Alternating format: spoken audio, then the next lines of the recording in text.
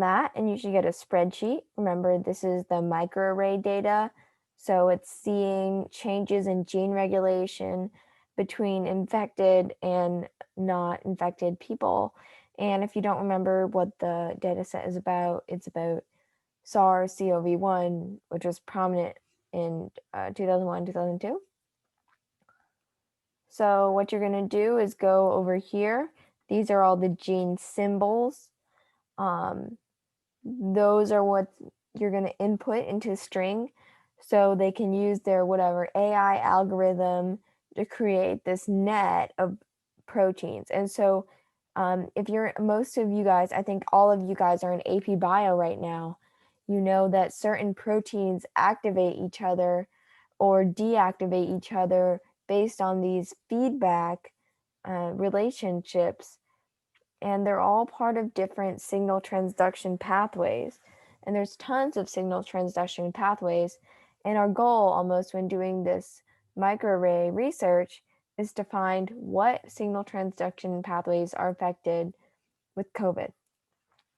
So what you're going to do is you're going to copy the first 250 genes or so. So last week we sorted the Excel spreadsheet by logFC.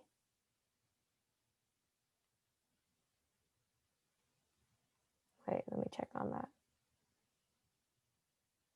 No, we did not sort by logFC. But I think we tried to keep all this, we did the most significantly expressed genes. These are all upregulated genes. So let's look at all these upregulated genes.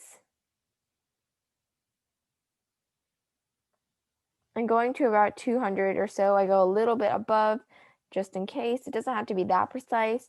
For the sake of writing an abstract, maybe you want to go on err on the side of precise. Okay, so I've got this copied to my clipboard.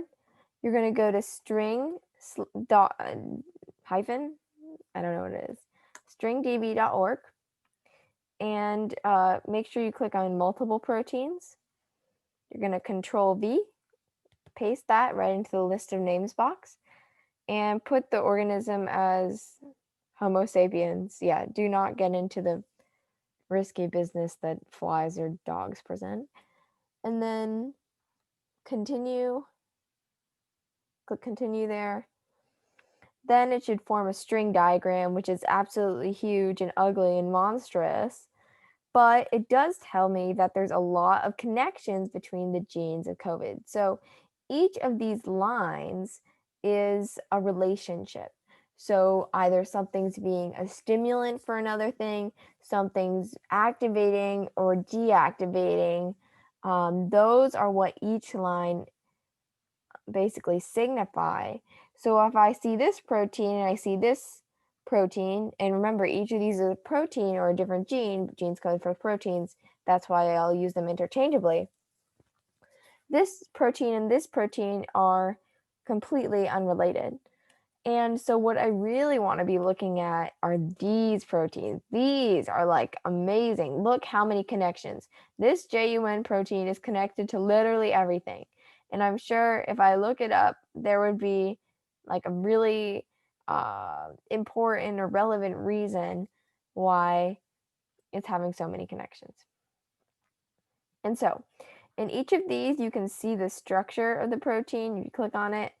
Yeah, that's pretty cool. Look at that alpha helices, transcription factor. So this is something, hey, yeah, Keg Pathway stimulation. So very, very relevant. This is very relevant to what we're doing in AP Bio. Nonetheless, you'll come down here. You can change a few settings. So for example, if you want to see all of the genes that are involved in T helper 1 cell activation, you'll click on that. And all of these red genes, so not that many, there's 2, are involved in that.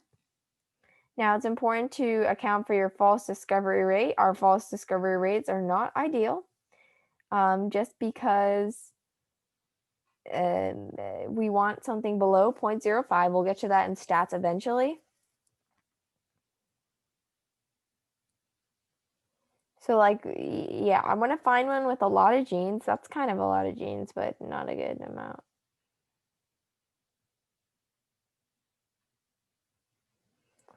So try to find something that's related to COVID that you could talk about.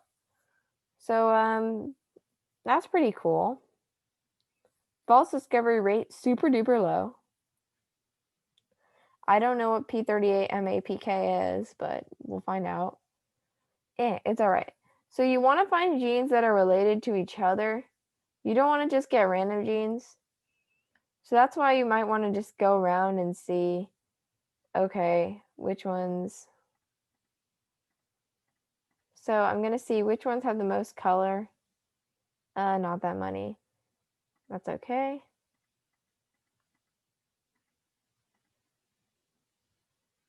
You can try the Keg pathways. We'll do this TNF and apoptosis. All right, yeah, there we go. So probably I'm going to look at whatever I marked as red, which is Tnf signaling pathway. That sounds interesting.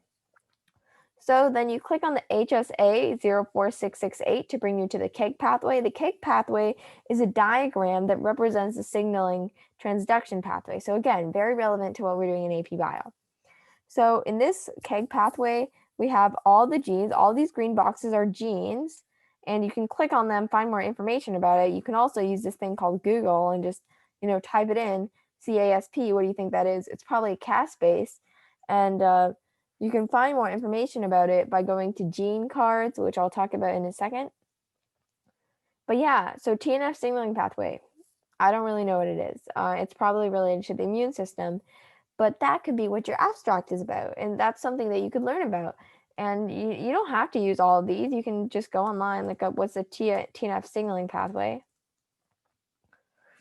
And then, so you can go back here to this TNF signaling pathway, which I decided to mark in red. Find a gene that looks important. Maybe this JUNB looks pretty cool. Come back here to search for a gene. You'll type in JUNB to the search box. Find it. There it is. So JUNB is a transcription factor in the TNF signaling pathway.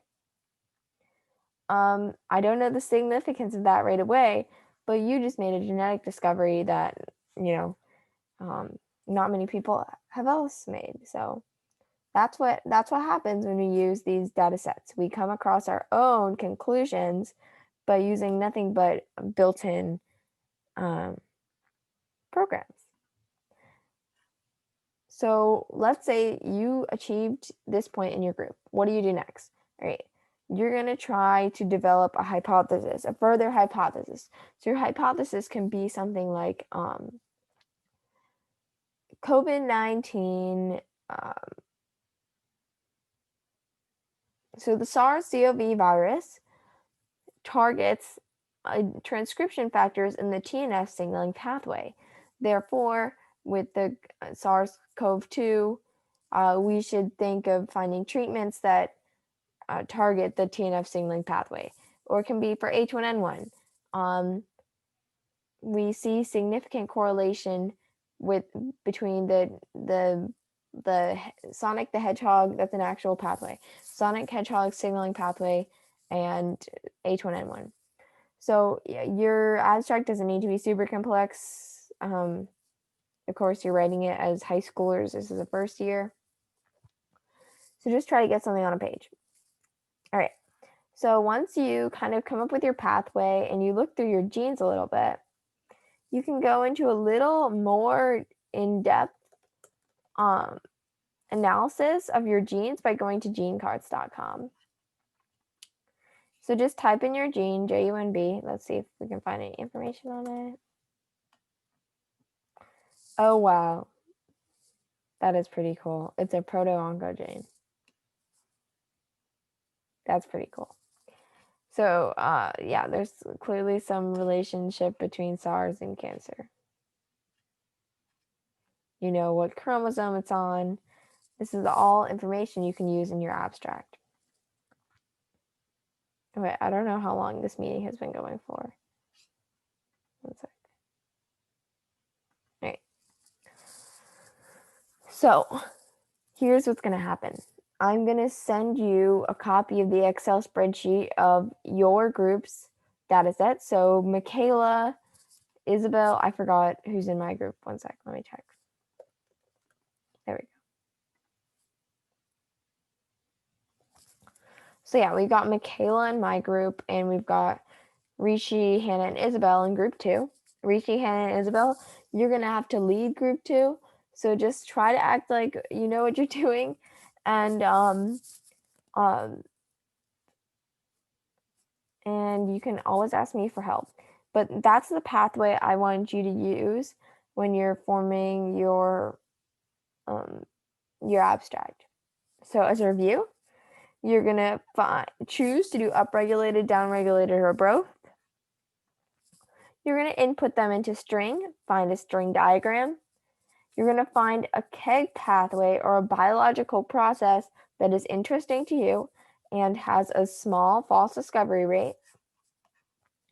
You're going to investigate that Keg pathway just by researching it and looking at these. So if you remember how to read a Keg pathway from AP Bio, you know, this line means stimulate. That means, I don't know if you can see my mouse, but like from the TNFR1 to SODD, that's a deactivate. Sorry. And then after that, find some specific genes that are related to the data set you're working on and are present or prominent in the signaling pathway. Research those on gene cards, or another option is gene ontology, or you can just use Google and CBI, anything that's credible. And then you can start making your abstract by making a hypothesis. So I will send you some example abstracts so you can kind of get an idea in your mind of how they should be looking. For now, you can basically copy the exact same language, just change up the English a little bit. And I want you to do it inside your abstract planning tab. So you can use this if you want. If not, literally just like type in your abstract down here. And Hannah and Rishi are both at school with me. And so that works since you guys are in a different group. I can just give you some assistance at school, teach you how to lead your group on that. But yes, you guys are going to have your names first on the abstract. So it's really, really important that you're giving a little bit of guidance. So that's all I have to share. Hopefully this teaches you how to use string and Keg effectively. I know Sarah went a little fast last time, but this should have everything you need. Okay, so yeah, I just made it a video so you can refer back to it whenever you want and just can see the entire process. Great, bye-bye.